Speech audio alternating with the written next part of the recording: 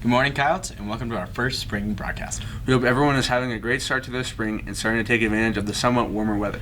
There are many things happening this week, whether it has to do with sports, clubs, or academics. On March 21st and 22nd, Mr. Thad White took FFA state qualifiers to Great Falls to compete in a few different events. Here's a clip of students Peyton Gray and Callista Calvary telling us about state FFA. This is your first year at state. This is my first time qualifying for state, yeah. What events did you do? Ag issues, conduct, and floriculture. Can you explain the events? So agricultural issues, we picked an issue in agriculture. Ours this year was food labeling, and then we kind of did a little skit about it and then answered some questions on why that's an issue in ag. And then conduct of chapter, we run a fake meeting using parliamentary procedure. And then floriculture has flower arrangements and about flowers. Thank you, Peyton and Callista, for the interviews. School news, Principal's Cup is taking place on March 24th in Sims. They're taking 2 teams with each consisting of a kid from each grade and 1 from any other grade. Science teacher Lori Tokert said that each round is composed of 16 trivia questions that can be answered. The winner moves on through the brackets. It is a double elimination system. Yes, she also said that we have practices where they use buzzer systems to get faster and learn how to play as a team. Here's an interview with juniors Cami Blevins and Delaney Clark to tell us about the competition and how it is important to the school. Is this your first year competing in the Principal's Cup? No, this will be my 3rd year. Why are you doing the Principal's Cup and how is it significant to our school? I think it's important to represent our school and we can just show other schools how smart we are. How competitive are other schools? They're pretty competitive, but we're one of the only schools that have 2 teams, so. How do you prepare for Principal's Cup? Every Wednesday we go eat lunch in Mrs. Toke's room and do some practice questions and just get a feel for how it's going to be. What kinds of questions were on the test you took before going? There were some questions about capitals and science and geography and just some random questions that some people just don't know. Is this your first year competing in the Principal's Cup? No, this is actually going to be my 3rd year. Why are you doing the Principal's Cup and how is it significant for our school? Over the past 2 years, I've really enjoyed Principal's Cup. It's a lot of fun to be able to go down to Sims. And I think it's important for us to be able to show how smart kids from Shelby High School are. How competitive are the other schools? Everybody's pretty competitive. It's a lot of fun to kind of see kids that you compete with in sports in a different area. But there are, of course, a couple teams that are outrageously competitive. How do you prepare for the Principal's Cup? Each week, all the Principal's Cup kids go down to Miss Toke's room for lunch and we practice some questions and it's a lot of fun. We kind of act like it really is a Principal's Cup because we have 2 teams so we can go against each other in her room. What kinds of questions were on the test you took before going? The pre-test is always full of just super random questions, some that I absolutely have no idea. But this year there were actually some about like Montana and Jeanette Rankin, so that was kind of cool. There were some that I definitely know I got right. Thanks guys, and we wish everyone good luck in the competition. Also in academic news, a handful of students are going to Havre on Monday to participate in a math contest. The students are to take 3 30-minute tests during their long afternoons in Havre. Here is math teacher Santa Clark to tell us more about the math contest and its significance. What is the math contest? The math contest is held across the state every year. We are in the Havre region, and it's sponsored by the Montana Council of Teachers of Mathematics. And every year they hold a contest, and we compete within our region, and then those results are sent on to the state, and the very top kids out of the state win some scholarships. What are the benefits of the math contest? You know, I think one of the benefits is that kids take a test that is timed and feels a little bit stressful, but the good news is that the results don't really matter. You know, it's not how we decide if you get into college or something, but it's really good practice for those higher stakes tests. Would you recommend people partake in the contest? I do. I think it's something that it's fun.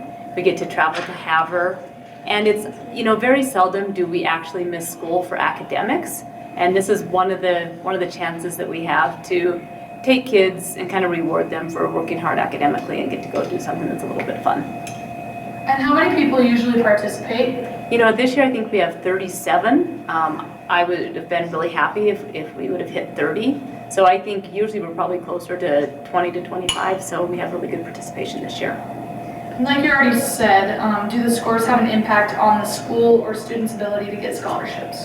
You know, they really don't. Just the score itself, unless you are one of the top few in the state, then you automatically get a scholarship.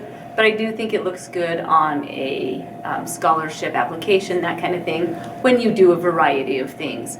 If the only thing that you do extracurricular-wise is athletics, it probably gets a little bit boring for a committee to read about. But when they see that you have a wide variety of interests and talents, that's a little bit more interesting for them. We also interviewed freshman Bash Rosales to tell us about how he prepares and his expectations for the competition. Is this your first year doing the math contest? Yes. Why are you doing the contest? I thought it would be fun, and I signed up for it. How do you expect to do it with this? Fairly decent. I don't know the questions yet, but On March 29th, the junior class will be taking the ACT test. Ms. Clark has been offering ACT prep sessions on Mondays during lunch. We interviewed Ms. Clark about how she was having to help students prepare for the ACT. How many years have you helped the junior class prep for the ACT? You know, I think I've done this probably for the 4 years that I've been back, and then previous years when I taught before. We always try to prep kids within their own classes, but then they also probably need a little bit of extra prep time. Why is it important to help the juniors prep for the ACT?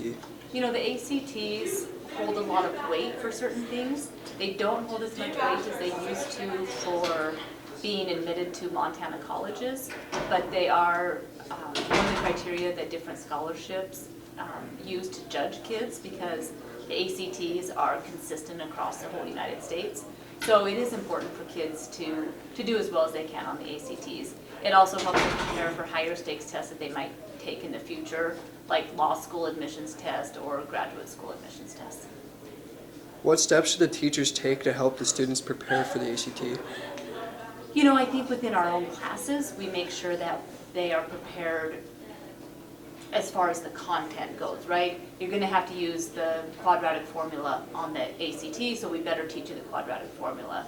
But more than that, there's also some test-taking strategies, like sometimes you can figure out 3 of the answers that are definitely wrong, cross those out, then you only have to decide between 2.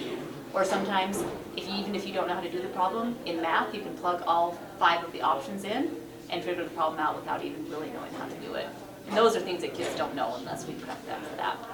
Thank you, Ms. Clark. Wow, those prep sessions will definitely make a positive impact on the students. Next, we interviewed junior Randon Richmond to provide us insight about how he's preparing for the ACT and what steps the teacher has taken to help.